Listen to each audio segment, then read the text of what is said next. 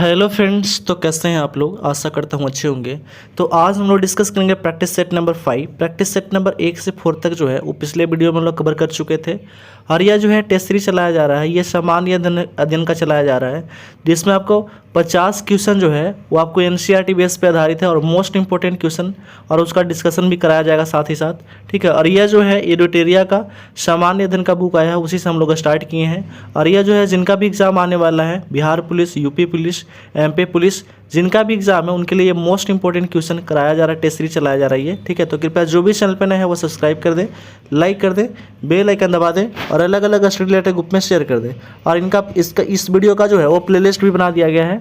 तो जो पहले वाला वीडियो नहीं देखे हैं उनके लिए ये जो है प्लेलिस्ट का लिंक इस वीडियो के डिस्क्रिप्शन में दे दिया जाएगा, तो आप वहाँ से जा करके देख सकते हैं। आते हैं हम लोग फर्स्ट क्वेश्चन की ओर। पहला क्वेश्चन है, परिवार नियोजन कार्यक्रम को किस पंचवर्षीय योजना के दौरान लागू किया गया था। ठीक है।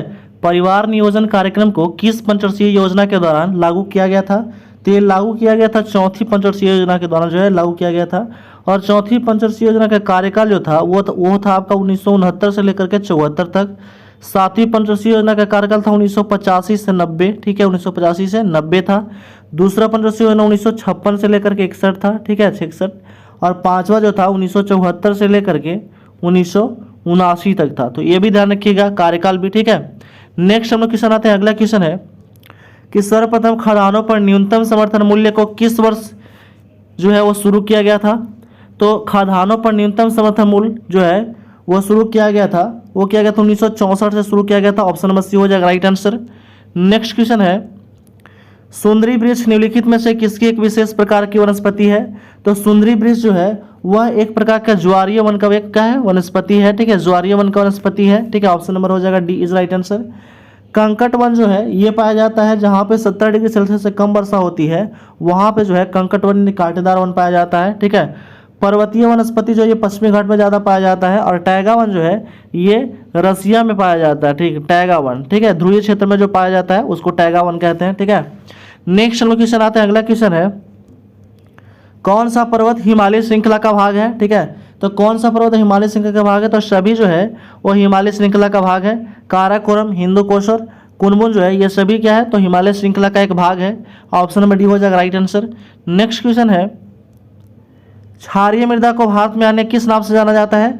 तो क्षारीय मृदा को भारत में कल्लर के नाम से भी जाना जाता है। ठीक है, कल्लर के नाम से भी जाना जाता है। ऑप्शन नंबर सी हो जाएगा राइट आंसर। नेक्स्ट क्वेश्चन है, निम्नलिखित में से कौन एक एशिया व यूरोप को मध्य सीमा नहीं बनाती है। कौन सा जो है और एशिया या यूरोप के मध्य सीमा नहीं बनाता है। तो वो नहीं बनाता है वो जो है स्वेज नहर जो है वो एशिया और यूरोप की भी सीमा नहीं बनाती है। स्वेज नहर जो है वो कब बना था। तो ये बना था 1869 में। ठीक है, बना था। और ये राष्ट्रीयकरण हुआ था 1956 में। ये भी ध्यान रखिएगा, राष्ट्रीयकरण कब हुआ था 1956 में हुआ था। नेक्स्ट हम लोग क्वेश्चन आते हैं। अगला क्वेश्चन है, निम्नलिखित में से कौन सा कथन जो है वह सत्य है। ठीक है, तो असत्य कथन देखना है। यहाँ पे हो जाएगा कि दक्षिण भारत की उच्चतम चोटी जो है, ठीक है, दक्षिण भारत की उच्चतम चोटी है नीलगिरी का सर्वोच्च शिखर है। छोटा नागपुर पठार की उच्चतम चोटी गुरु शिखर है। ये क्या है गलत हो जाएगा, ऑप्शन नंबर सी हो जाएगा राइट आंसर। ठीक है, ये गुरु शिखर जो है वो नीलगिरी, ठीक है, नीलगिरी जो पर्वत है, ठीक है, सॉरी ये अरावली पर्वत का है। ठीक है, सॉरी मिस्टेक है। अरावली पर्वत का सबसे ऊंची चोटी को हम लोग गुरु शिखर कहते हैं और नीलगिरी की ऊंची चोटी को हम लोग माउंट आबू कहते हैं। ठीक है, माउंट आबू के सॉरी ये जो कहते हैं वो दोदा बेटा कहते हैं, नीलगिरी का दोदा बेटा। नेक्स्ट हम लोग क्वेश्चन आते हैं। अगला क्वेश्चन है वो है कि निम्नलिखित में से कौन सा नगर भूमध्य रेखा के सबसे निकट है। तो भूमध्य रेखा के सबसे निकट नगर है वो आपका सिंगापुर है। कौन है, सिंगापुर है। और सिंगापुर का करेंसी है डॉलर। ठीक है, फिलीपींस का राजधानी है मनीला और फिलीपींस का जो है करेंसी है वो है आपका पेसो। मेगादिशु जो है ये आपका सोमालिया का राजधानी है, मेगादिशु होता है। ठीक है, और कोलंबो जो है वो श्रीलंका का राजधानी है। तो ये भी ध्यान रखिएगा। नेक्स्ट हम लोग क्वेश्चन आते हैं कि IUCN का मुख्यालय कहाँ है। तो IUCN का जो मुख्यालय है वो है आपका स्विट्जरलैंड में है। कहाँ है, तो स्विट्जरलैंड में है IUCN का मुख्यालय। और IUCN का जो स्थापना हुआ था वो कब हुआ था, तो ये हुआ था 1948 में हुआ था। ये भी ध्यान रखिएगा। नेक्स्ट क्वेश्चन है, रामसर संधि पर भारत ने किस वर्ष हस्ताक्षर किया था? तो रामसर संधि पर भारत जो था वो हस्ताक्षर किया था 1 फरवरी 1982 को। कब हस्ताक्षर किया था भारत? 1 फरवरी 1982 को। और ये है कहाँ रामसर? तो ये ईरान का, ईरान में। कहाँ है? ईरान में है, ठीक है, ईरान में।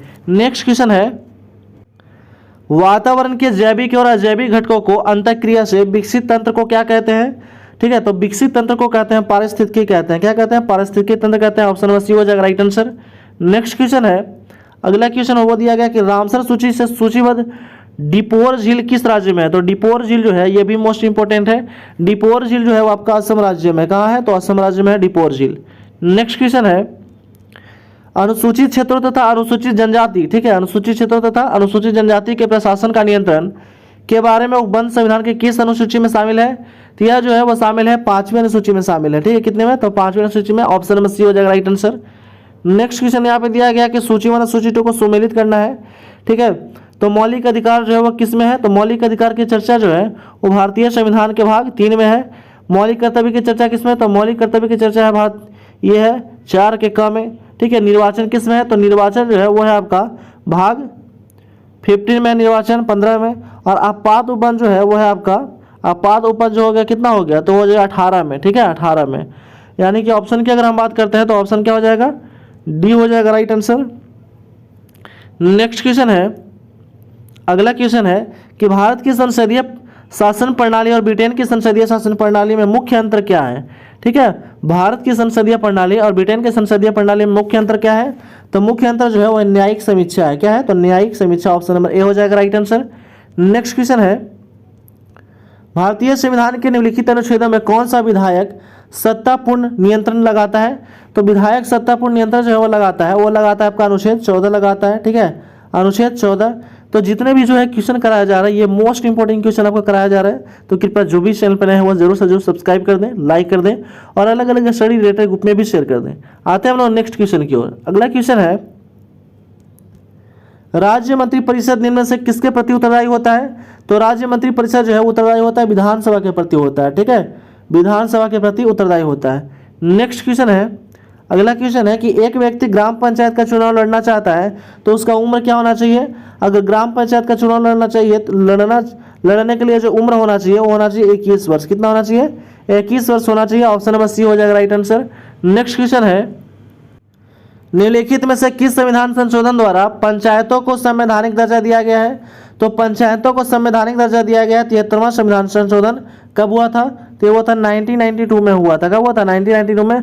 74वां हुआ था 1993 में हुआ था। ठीक है, और 42वां सबको पता होना चाहिए, इसको लघु संविधान भी कहते हैं। तो 42वां संविधान संशोधन हुआ था 1976 में, यानी कि 1977 में 6 में। ठीक है, और 49वां संविधान संशोधन हुआ था आपका 1984 में हुआ था। तो यह भी ध्यान रखिएगा। नेक्स्ट क्वेश्चन है वो है कि भारतीय संविधान के अनुसार निम्नलिखित में से कौन एक भारतीय मूल का अधिकार नहीं है? तो भारतीय मूल का अधिकार नहीं है वो है अपना शिक्षा संस्थान बनाने पर प्रतिबंध। यह जो ऑप्शन डी हो जाएगा राइट आंसर। ठीक है, ये जो है मूल अधिकार नहीं है। नेक्स्ट क्वेश्चन है, अगला क्वेश्चन वो है कि निम्नलिखित में से कौन सा कथन सत्य है? ठीक है, तो सत्य कथन हो जाएगा कौन सा? वो हो जाएगा वित्त आयोग संवैधानिक निकाय है। तो ये कथन क्या है? तो सत्य है। और इसकी चर्चा जो है वित्त आयोग की चर्चा अनुच्छेद 280 में किया गया। तो ये भी ध्यान रखिएगा। नेक्स्ट क्वेश्चन है, अगला क्वेश्चन कि निम्नलिखित में से कौन सी समिति सीएजी के ऑडिट रिपोर्ट जांच करती है? तो सीएजी के ऑडिट रिपोर्ट जो है वो जांच करती है, वो कौन सा समिति करती है? तो प्राक्कलन समिति करती है। ठीक है, प्राक्कलन समिति कब बना था? तो ये बना था 1950 में इसका स्थापित हुआ था। ठीक है, और लेख लेखा समिति जो था ये 1921 में ही ये स्थापित हुआ था, लोक लेखा समिति। नेक्स्ट क्वेश्चन है, किलोखरी को अपनी राजधानी किस शासक ने बनाया था? तो किलोखरी को अपनी राजधानी बनाया था जलालुद्दीन फिरोज खिलजी। कौन बनाया था? जलालुद्दीन फिरोज खिलजी। और इसका जो था कार्यकाल 1290 से 96 तक था। ठीक है, नेक्स्ट क्वेश्चन है, अगला क्वेश्चन है कि सैयद वंश का संस्थापक कौन है? तो सैयद वंश का संस्थापक है वो है आपका खिलजी का। कौन है? खिलजी का। ऑप्शन नंबर ए हो जाएगा राइट आंसर। नेक्स्ट क्वेश्चन है, अगला क्वेश्चन वो दिया गया कि किस मुगल शासक के शासनकाल को स्थापत्य कला का स्वर्ण युग कहा जाता है? स्थापत्य कला की सबसे ज़्यादा जो है वो बिल्डिंग वगैरह निर्माण किसके शासनकाल में हुआ है? तो हुआ है आपका शाहजहां के शासनकाल में। ठीक है, बहुत सारे इमारत, बहुत सारे मकबरे बनवाए गए हैं इनके द्वारा, शाहजहां के द्वारा। तो इसलिए इनको स्थापत्य का स्वर्ण युग कहा जाता है इसी शासनकाल में। और शाहजहां का शासनकाल था 1628 से 58, और औरंगजेब का शासनकाल था 1658 से लेकर के 1707 तक था। ठीक है, 1707 जहांगीर का शासनकाल 1605 से 27 और अकबर का शासनकाल 1556 से 1605 तक था, तो ये भी ध्यान रखिएगा। नेक्स्ट क्वेश्चन है, परम भागवत की उपाधि धारण करने वाला प्रथम गुप्त शासक कौन था? तो परम भागवत की उपाधि धारण करने वाला प्रथम गुप्त शासक था वो था समुद्रगुप्त का। तो कौन था? समुद्रगुप्त था। ठीक है। नेक्स्ट क्वेश्चन है, शतपथ ग्रंथ किस वेद का ब्राह्मण ग्रंथ है? तो शतपथ ग्रंथ जो है वो है आपका यजुर्वेद का एक ब्राह्मण ग्रंथ है। ठीक है, शतपथ ग्रंथ। नेक्स्ट क्वेश्चन है, विष्णु पुराण किस वंश से संबंधित है? तो विष्णु पुराण संबंधित है मौर्य वंश से। ठीक है। आंध्र शतवाहन मत्स्य पुराण से संबंधित है। ठीक है, मत्स्य पुराण से। और गुप्त वंश जो है ये वायु पुराण से संबंधित है, ये भी ध्यान रखिएगा, वायु पुराण से। ठीक है। नेक्स्ट क्वेश्चन है, अगला क्वेश्चन है कि द्वितीय आंग्ल मैसूर युद्ध के समय भारत का गवर्नर जनरल कौन था? तो द्वितीय आंग्ल मैसूर युद्ध के समय भारत का जो गवर्नर जनरल था वो था आपका वारेन हेस्टिंग था। ठीक है, वारेन हेस्टिंग था। और वारेन हेस्टिंग का कार्यकाल था 1772 से लेकर के 1785 तक इसका कार्यकाल रहा था। लॉर्ड वेलेजली 1798 से लेकर के 1805 तक था। ठीक है, लॉर्ड वेलेजली 2 बार रिपीट हो गया है। और कार्नवालिस का 1786 से लेकर के 1786 से 93 तक था। ठीक है, 93 तक। और एक बार 1805 में भी आया है, तो उस टाइम में वही डेथ कर गया था वो। ठीक है, उसकी मृत्यु हो गई थी। नेक्स्ट क्वेश्चन है, निम्नलिखित में से कौन सुमेलित नहीं है? ठीक है, तो नहीं सुमेलित कौन है? तो यह जगह नौ सेना विद्रोह कब हुआ था, यानी कि सेना विद्रोह कब हुआ था? तो ये हुआ था आपका 1946 में। ठीक है, नौ सेना विद्रोह 1946 में हुआ था, सही है। दूसरा है, कांग्रेस सोशलिस्ट पार्टी का गठन हुआ था 1934 में, ये भी सही है। बारदौली सत्याग्रह 1928 में हुआ था, ये भी सही है। पूना पैक्ट 1931 में नहीं हुआ था, कब हुआ था? 1932 में हुआ था। तो ऑप्शन हो जाएगा डी इज राइट आंसर। ठीक है, यही जो है वो क्या था? तो सुमेलित नहीं था। ठीक है, ऑप्शन नंबर डी हो जाएगा राइट आंसर। नेक्स्ट क्वेश्चन है, अगला क्वेश्चन है कि कांग्रेस के किस अधिवेशन में पहली बार वंदे मातरम गाया गया था? तो यह गाया गया था 12वां अधिवेशन में। ठीक है, 12वां अधिवेशन में गाया गया था। नेक्स्ट क्वेश्चन है, अगला क्वेश्चन है कि समाचार दर्पण पत्रिका के संस्थापक कौन थे? तो समाचार दर्पण पत्रिका के संस्थापक जो थे वो थे आपका विलियम कैरी थे। कौन थे? विलियम कैरी थे। ऑप्शन नंबर डी हो जाएगा राइट आंसर। नेक्स्ट क्वेश्चन है, अगला क्वेश्चन, पर्वतों पर आच्छादित हिम सूर्य की गर्मी द्वारा एक साथ न पिघलने का क्या कारण है?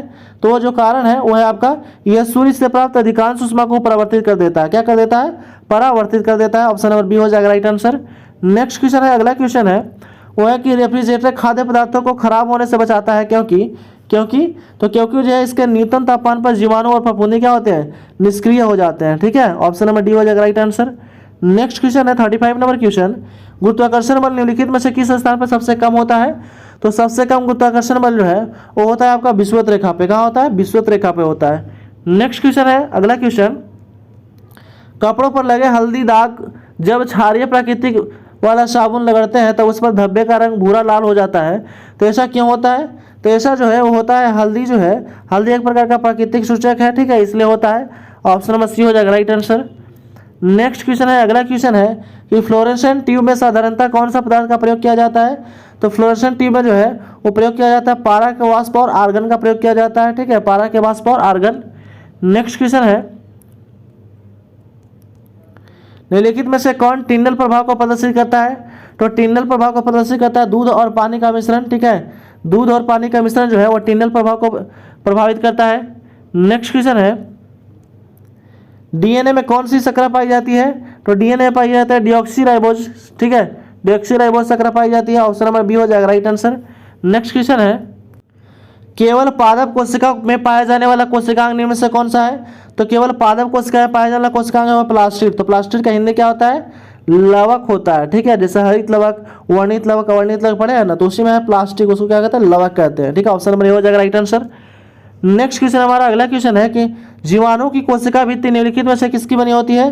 तो जीवाणु की कोशिका भित्ति बनी होती है पेपिडोग्लाइकन की बनी होती है। ठीक है, पेपिडोग्लाइकन की बनी होती है। और कवक की कोशिका भित्ति जो है वो बनी होती है काइटिन की। ठीक है, कवक की कोशिका भित्ति काइटिन की। नेक्स्ट क्वेश्चन है, अगला क्वेश्चन है कि कार्बोहाइड्रेट उपापचय को निम्नलिखित में से किसके द्वारा नियंत्रित किया जाता है?